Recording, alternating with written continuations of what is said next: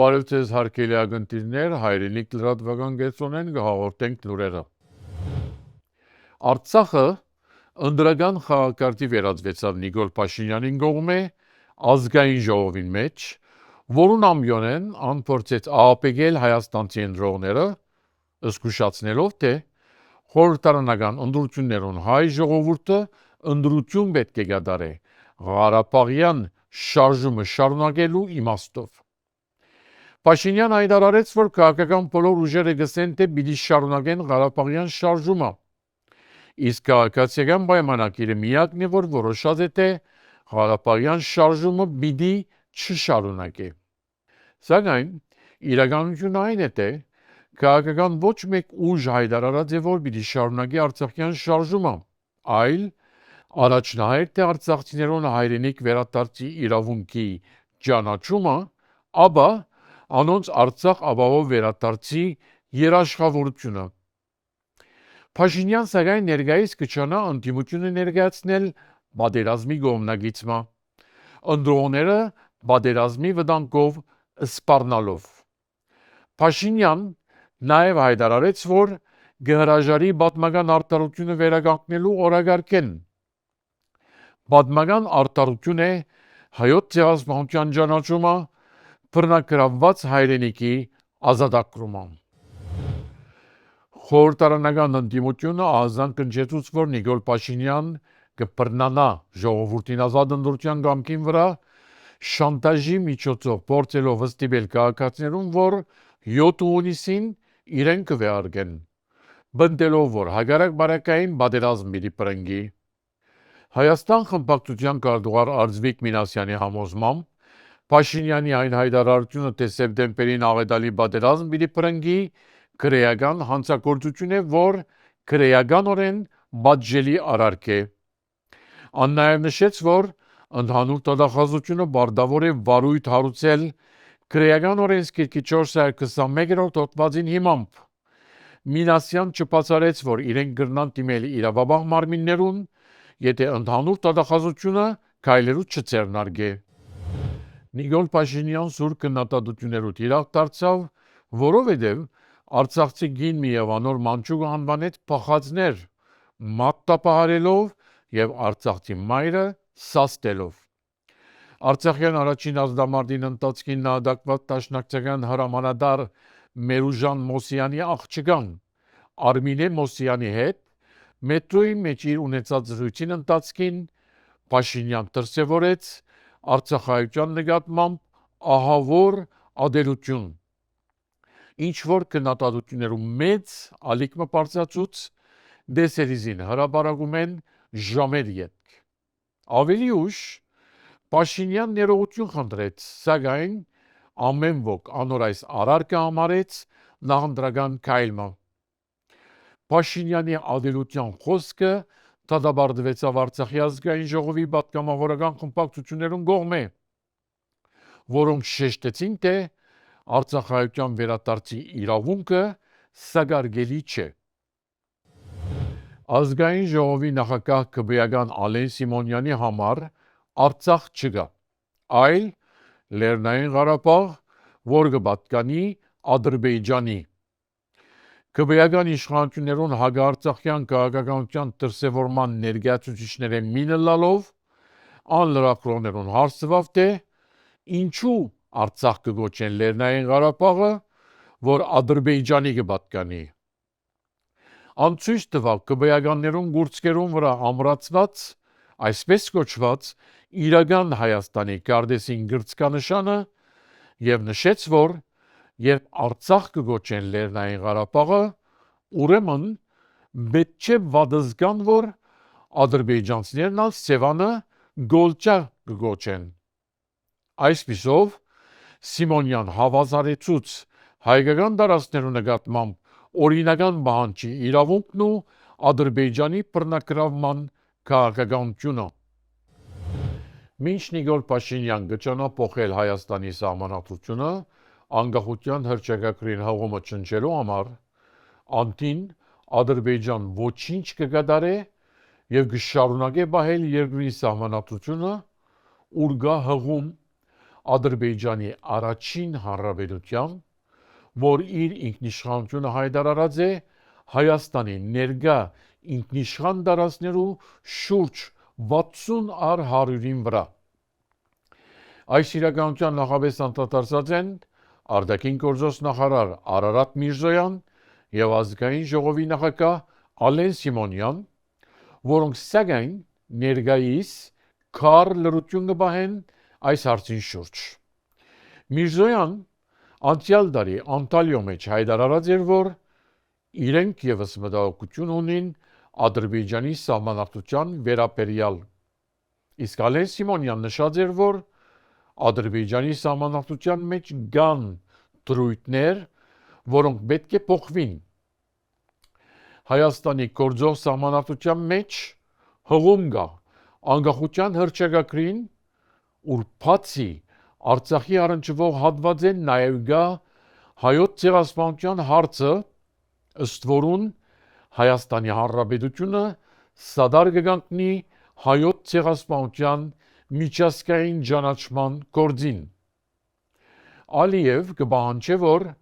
Հայաստանի սահմանադրությունը փոխվի, որպեսզի կարելի լաստորագրել խաղաղության համաձայնագիրը։ 44 օրյա պատերազմին ընթացքին նահատակված զինվորներու ծնողներու որդիներու գանչ հասարակական գազམ་ակերպությունը բողոքի հավաք կազմակերպեց ընդհանուր տվյալահաշվության շենքին դիմաց եւ ցանկություն հայտնեց հանցագործության մասին հաղորդում ներկայացնել Նիկոլ Փաշինյանի դեմ, որ ազգային ժողովի մեջ հայտարարեց, որ 2020-ին քիդակցաբար զոհություն կատարած են, որուն արդյունքը եղած է բեդություն եւ անկախություն։ Անսավ, որ 2020-ին առաջ բոլոր զոհություններու հեղինակը իրենք չեն, ավելցնելով, որ մեծ դարին գարապնարան եւ զոհեցին իրենց շահերուն համար, ըստ Փաշինյանի առաջին անգամ ըլլալով 2020-ին է, որ զոհություն կատարվեցավ մեր շահերուն բեդության, ինքնության եւ ապակային համար։ Նահատակված զինվորներու ծնողները բողոքի հավաքին ընթացքին ստորագրահավաք կազմակերպեցին, որովհետեւ համապատասխան թիմումը ընդհանուր տվյալահաշվության աշխատակազմին հանձնեն։ Ազգային ժողովի շենքին մուտքին մոտ կատարվեցավ բողոքի հավաք, որուն մասնակիցները պահանջեցին, որ հանրության ներկայացվի 44 օրյա պատերազմին հանգամանքներ ուսումնասիրած ազգային ժողովի կնիչ անձնախումբին զեկույցը։ Պետք է նշել, որ ազգային ժողովի նախագահ Ալեն Սիմոնյան արգելագեց զեկույցին հրապարակումը, հայտարարելով, որ իրավական ոչ մեկ հիմք կա զեկույցը ազգային ժողովի լիակումարի օրակարգին վրա տնելու համար։ Բողոքին մասնակիցները պահանջեցին, որ զեկույցը հրապարակվի, որովհետև փաստաթուղթը առանց հետևանքի պետք չմնա։ Մանավանդ որ հանձնախումբի նախագահ Անդրանիկ Քոչարյան հայտարարած էր, որ զեկույցին պիտի հետևին քրեական բազմաթիվ գործեր։ Հայաստանյան 10-ի ավելի քաղաքացիական հասարակական գազམ་ակերպություններ խոր մտահոգություն հայտնեցին ԿԲ-ական Վլադիմիր Վարդանյանի սահմանադրական դատարանի դատավոր ընտրության կապակցությամբ։ Անոնք հայտարարեցին, որ Վարդանյանի ընտրությունը կվտանգի սահմանադրական դատարանի անկախությունն ու անաչառությունը։ Վարդանյան քանի օր առաջ հրաժարեցավ ազգային ժողովին եւ քաղաքացիական պայմանագիր գուսակցութենեն, չանալով ցկել այն տպավորությունը, թե այլևս գապ չունի ԿԲ-ի հետ։ Դեղին է նշել, որ անցյալին, երբ հանրապետական գուսակցությունը գիշխեր, հանրապետական Հրայր Թովմասյանի նույն պաշտոնին ընտրությունը սուր քննադատության արժանացած էր Նիկոլ Փաշինյանի կողմէ, որ այսօր կգրկնե նույն իրավիճակը։ Դիթրոյթի Սուրբ Սարգիս եկեղեցվո սրահի մեջ դեղի ունեցավ Սկաուտի օրվան տոնակատարությունը, որուն ընթացքին կատարվեցան գայլիկներու երթման արարողություն, ապա սկաուտական շարքերու անցում, սկաուտական փենգարկի հաստատակիրներու հանձնում, սկաուտական աստիճաններու դուչություն։ Օրվան պատգամը փոխանցեց Հոմենտմեն արևելյան շրջանի շրջանային վարչության անդամ Շանթ Ժամգոչյան։ Դեղին է նշել, որ 8 քույրեր եւ եղբայրներ բարգեւադրվեցան միության ծառայության շքանշանով։ Հայօգնության միության բազմանդամ պատվիրակությունը Մագի Նյու Յորքի կենտրոնադեղին մեջ իր մասնակցությունը բերավ գիներու գարկավիճակի հանձնաժողովին 70-րդ նստաշրջանին։ Այս արիտով Հոմի Մագի հանձնախումբը գործակցաբար արտարության եւ մարդու իրավունքներու հայկական իրավական կենտրոնին եւ հայկական իրավապանական միության գազམ་ակերպեց նիստը դեղահանում են դեպի արտարություն, պաշտպանության ամրացում, իրավունքներ եւ ապակինում դակնաբի կոդիներու մեջ ապրող գիներու համար խորակրով։ Նիստին ընթացքին զեկուցումներ ներկայացուցին Քևորգ Հակոբյան, Գև Էսկիջյան եւ Արենի Համբարյան։ Մյուս կողմը Հոմի պատվիրակությունը Ժնևի մեջ մասնակցեցավ Մագի մարդու իրավունքներու խորհրդին 61-րդ նստաշրջանին։ Հարգելի ակնթիրներ, իսկ այժմ հարցազրույցը պիտի ունենանք ընկերային տնտեսական զարգացման կենտրոնի ղեկավար Գագիկ Մակարյանի հետ։ Բարև ձեզ։ Բարի երեկո։ Միջին Արևելքի պատերազմը ինչպիսի ազդեցություն կրնա ունենալ Հայաստանի տնտեսության վրա, հատկապես նկատի ունենալով, որ արտաքին արևդուրին մոտավորապես 25 առ 100-ը կգադարվի Իրանի հետ կամ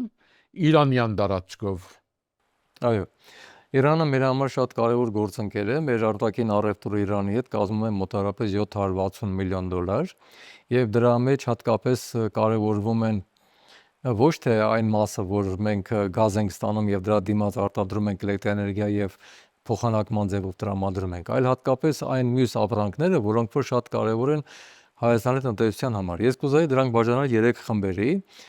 Մի մասը ուրեմն շինարարական նյութերն են, որոնք որ մետաղներ են, ցեմենտ կամ ներկեր եւ այլ շինարարական նյութեր։ Երկրորդը դրանք սնունդն է, որը որ պարունակված է էժան կարագի, ձեթի եւ այլ տիպի ուրեմն թար բանջարեղեն մրգերի ներմուծումով, եւ երրորդ խումբը դա կենցաղային ապրանքներ, պլաստիկ իրերի արտադրության համար հումք, որը կարևոր է։ Հիմա Իրանի հետ պլանավորված էր հասնել մինչև $1 միլիարդ արտաքին առևտուրը եւ պլանում կա մինչև 3 միլիարդ հասցնել, բայց այս իրավիճակը արդեն ցույց է տալու, որ էականորեն կնվազի հատկապես այն ապրանքների մասով, որոնք որ Իրանը ինքն է արտադրում եւ արտահանում դեպի Հայաստան, ես նկատում եմ շինարարական նյութեր եւ տարբեր պարենային ապրանքներ։ Եվ նաեւ այստեղ կարեւոր է նշել, որ Իրանը նաեւ մեզ համար տարանցիկ երկիր է, որտեղ Հայաստանը ունի երկու դարպաս ցամաքային, մեկը Վրաստանով դեպի այլ երկրներ եւ մյուսը Իրան եւ Իրանով դեպի այլ երկրներ։ Եվ հետեւաբար Իրանում իրավիճակի ուրեմն սրումը եւ դրա անվտանգության նվազումը եւ նաեւ ճանապարհների հնարավոր փակումը կամ ասենք թե պատերազմական գործողությունները թե տեղափոխվեն նաեւ ցամաքային իրավիճակ կարող են առաջացնել էական դժվարություններ եւ Հայաստանը կդժվարանա նմանատիպ էժան ապրանքներ շատ արագ գտնել այլ երկրներից ներմուծելու տարբերակ։ Հայաստանը զգալի գաղտնիություն ունի Իրանեն, սնունդի ապահովության եւ առաջին անհրաժեշտության ապրանքներու ներածման իմաստով։ Գացության սրացումը Հայաստանի համար ինչպիսի վտանգներ կբարունագե։ Այո, Հայաստանի պարենային անվտանգությունը կարևոր է եւ պարենի անվտանգությունը ապահովում է նաեւ որոշ ներկրվող ապրանքներով, որոնք եւ Հայաստանը ներկրում է Իրանից եւ Իրանի տարածքով այլ երկրներից։ Ես նաեւ դες ասեմ, որ նույն խնդիրը նաեւ ունեն Հորմուզի նեղուցի ուրեմն հարևանությամբ գտնվող արաբական երկրները, որոնք որ նույնպես իրենց հացահատիկի կամ իրենց ուրեմն պարարտանյութերի կամ ուրեմն գյուղատնտեսական այլ մթերքների 80%-ից ավելը այդ տարածքով են ներկրում։ Հայաստանի համար կարող է լինել ուղղակի ժամանակավորապես գների աճ։ Գների աճ արդեն սկսվել է որոշակիորեն, բացի այն, որ Իրանը ազդում է գլոբալ գնաճի վրա իր այս իրավիճակով, պատերազմ ավելի ճիշտ, ոչ թե Իրանը, բայց Հայաստանում նաև գնաճ կլինի, միջև որ մեր ներմուծողները կկարողանան գտնել այլ աղբյուրներ ապրանքների ներմուծման համար։ Իհարկե լավ է, որ գարնաշեմ լինենք եւ շուտով տարբեր բանջարեղեններ եւ արդեն 1-2 ամսից նաև տարբեր մրգեր կսկսեն առաջանալ եւ Հայաստանում կարող է որոշակիորեն դրանք իրավիճակը դրականորեն փոփոխեն, բայց բոլոր դեպքերում պետք է ենթադրենք, որ գնաճը հատկապես առաջին անհրաժեշտության ապրանքների դեպքում, օրինակ ես նշեցի կարագը, ձեթը կամ թարմ մրգեր, բանջարեղեն կամ ուրեմն քաղցրավենիք եւ այլն, եւ դա գնում է այն խավը, որը որ այնքան էլ մեծ հնարավորություններ չունի ավելի թանկ գներով դեր բերելու, հետեւաբար դա կարող է որոշակիորեն սրացնել մեզ մոտ աղքատության ցուցանիշը։ Հակառակ անոր, որ ուժանուտի իմաստով Հայաստանի գլխավոր գործընկերը Ռուսիան է, վարելանուտի բարակային Հայաստան 100 առ 100 գախյալ է արդակին գողմերը, որոնց վրա որոշակի ազդեցություն ունի քարուի սագերուն բարձրացումը։ Ինչ երևանքներ ունի վարելանուտի սագերուն բարձրացումը Հայաստանի համար։ Այո, իհարկե կարևոր է, որ մենք Ռուսաստանի հետ իսկապես ունենք $165 1000 խորանարդ մետրի համար գազի գնման երկարաժամկետ պայմանագիր, որը որ չի փոխվի այս իրավիճակներում, այդ պայմանագիրը առկա է, գործող վիճակում է։ Նավթամթերքի առումով մենք նավթամթերք արտադրող եւ վերամշակող երկիր չենք, դա ավելի շատ կազդյան երկրների վրա, որոնք որ նավթը որպես նավթը ձեռք են բերեն որպես հումք, որպեսզի դրա վերամշակեն, ստանան բենզին, քսուկներ, մազուտ եւ այլ ուրեմն նյութեր, Հայաստանի դեպքում դա չէ, բայց բոլոր դեպքերում, քանի որ Հայաստանի տրանսպորտային լոգիստիկաները հիմնականում ցամաքային են ու բարդ են եւ ուղիղ ձևով կապ ունեն վառելիքի հետ, ապա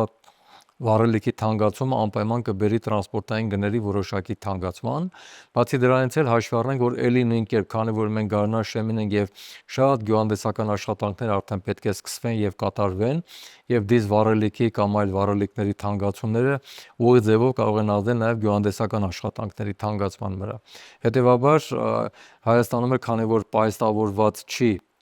այդ մասով առանձնապես մեծ քանակի կուտակումներ չկան եւ չենք էլ հասցնի արդեն հիմա ձեռք բերել, գները թանկանում են, ապա նույնպես այդ ծառայությունները եւ գյուղատնտեսական ոլորտի աշխատանքները եւ ուրեմն տրանսպորտային լոգիստիկան կթանկանան։ Նաեւ ասեմ ձեզ, որ կան միջազգային նաեւ կանխատեսումներ, որ եթե 10%-ով էներգակիրները թանկանան, ապա դա կբերի համաշխարհային գների ուրեմն աճի մոտարապես 0.4%-ով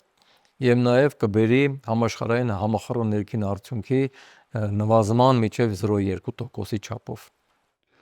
Շնորհակալություն բարոն Մագարյան։ Հարգելի ակնթիներ, մեր հյուրներ ընկերային տնտեսական զարգացման կենտրոնի ղեկավար Գագիկ Մագարյանը։ Այսպիսով մեր լրատվությունը կհասնի իր ավարտին։ Գալ շաբաթ նոր հաղորդմամբ կհանդիպինք։ Ցտեսություն։